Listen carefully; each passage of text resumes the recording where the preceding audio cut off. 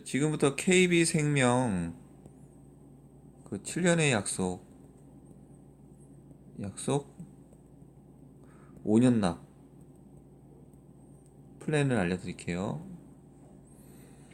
KB생명은 기초적으로 보면은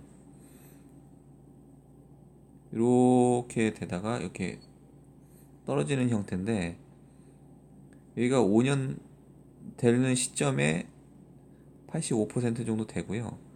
그 다음에 7년 시점에 이게 해약환급금이 100% 정도 됩니다.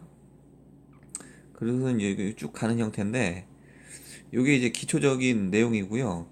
이 상품이 변경이 어떻게 되냐면은, 상품 특색이 어떤 특색이냐면은, 요 5년 시점에 이게 상품이 연금으로 변경 가능해요. 네, 7년 시점에. 자, 7년 시점에. 자, 7년 시점에 연금으로 변경이 가능한데, 이게 연금 개시가 아니라 상품이 연금으로 바뀐다는 거죠. 네. 그래서 개시는 언제든지 해도 됩니다. 그러면 어떻게 되냐면은, 상품 자체가 7년 차에서 연금으로 바뀌고, 이게 설명상으로는 거치형 연금이라고 그래서 금액을 더 올릴 수도 있어요. 네. 그런데 이걸 가만히 둬도 7년이 어떻게 보면 만기가 되는 거죠. 네. 7년이 만기가 돼가지고 연금으로 변경이 돼가지고 개시일만 추후에 이제 필요 시기에 개시하면 됩니다. 연금으로 개시. 네. 근데 5년 납이라고 하는 플랜은 뭐냐면요. 5년 납이라고 하는 플랜은 보시면은,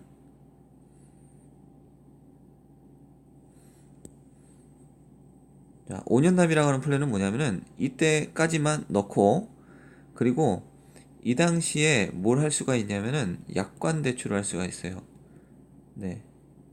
그럼 약관 대출을 하게 되면, 예를 들어서 100만 원씩 5년을 납입했다라고 하면은 이게 6천만 원이거든요. 네. 요걸 85%라고 하니까 뭐 조금 빠지겠죠. 그쵸? 요거의 50%, 해약환급금의 50%는 대출 금액으로 가능해요. 네. 그 기준이 그 금액 안에서 대출이 가능하기 때문에, 지금 2년간 필요 금액이 얼마냐면 2,400만 원입니다. 네. 이때 약관 대출의 이자는 몇 퍼센트가 되냐면은, 이때 약관 대출은 현재 기준에서 4.16%예요. 네. 그래서 2년 정도를 약관 대출을 해가지고 그 다음에 이렇게 자동해가지고 납부를 합니다. 네. 그리고 이때 뭘 하죠? 이때 연금 상품으로 전환하는 거죠. 네. 전환하는데 이때 굉장히 특이한 게 있어요. 뭐가 있냐면은 중도 인출이 가능해요. 네. 자, 중도 인출해서 뭘 할까요?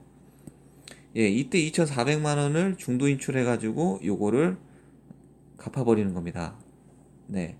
그러면 우리가 납입 기간이 너무 길다라는 부분에 있어 가지고 5년 납도 가능한 거죠. 그렇죠? 네.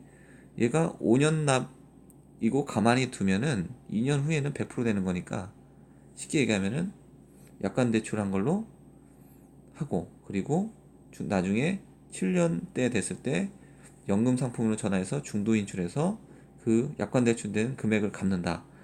그러면 계산상으로는 요 100%가 아니라 한 98점, 예, 98% 정도. 네. 왜냐면 요거 이자 빼야 되잖아요. 그렇죠? 요 이자 2년 동안 쓴 거를 빼주니까 총 금액에 5년 납입한 것에 한 98% 정도 해약환급이 되더라고요.